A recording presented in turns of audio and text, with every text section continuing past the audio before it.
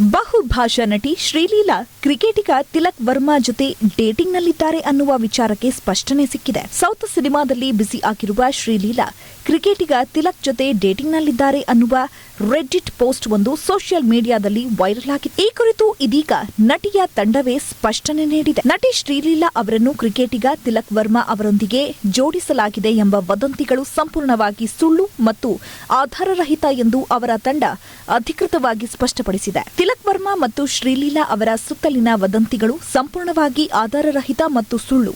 ಇಬ್ಬರು ಎಂದಿಗೂ ಸಂವಹನ ನಡೆಸಿಲ್ಲ. ಈ ಊಹಾಪೋಹಗಳಲ್ಲಿ ಯಾವುದೇ ಸತ್ಯವಿಲ್ಲ ಮತ್ತು ಅಂತಹ ಕಟ್ಟುಕಥೆಗಳನ್ನ ಯಾವುದೇ ವಾಸ್ತವಿಕ ಆಧಾರವಿಲ್ಲದೆ ಪ್ರಸಾರ ಮಾಡಬಾರದು. ಮಾಧ್ಯಮ ವೇದಿಕೆಗಳು ಮತ್ತು ಸಾಮಾಜಿಕ ಮಾಧ್ಯಮ ಬಳಕೆದಾರರು ಪರಿಶೀಲಿಸದ ಮಾಹಿತಿಯನ್ನ ಹರಡುವುದನ್ನು ತಡೆಯಬೇಕು ಮತ್ತು ವೈಯಕ್ತಿಕ ವಿಷಯಗಳ ಬಗ್ಗೆ ವರದಿ ಮಾಡುವಾಗ ಜವಾಬ್ದಾರಿಯುತವಾಗಿ ವರ್ತಿಸಬೇಕು ಎಂದು ತಂಡವು ಒತ್ತಾಯಿಸಿದೆ.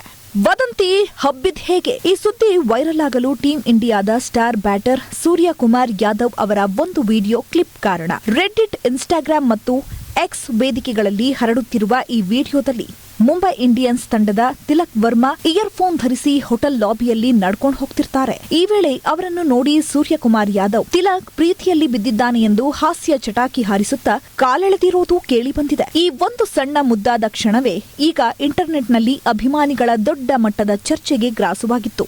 ಈ ಇಬ್ಬರ ನಡುವಿನ ಲಿಂಕ್ ಅಪ್ ವದಂತಿಗಳು ಇತ್ತೀಚಿನದ್ದಲ್ಲ.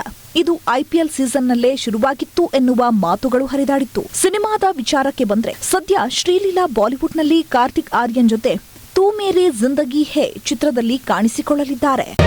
ಮತ್ತಷ್ಟು ಸುದ್ದಿಗಳಿಗಾಗಿ ನೋಡ್ತಾ ಇರಿ ಪಬ್ಲಿಕ್ ನ್ಯೂಸ್ 24x7. ಇದು ಸತ್ಯದ ಧ್ವನಿ.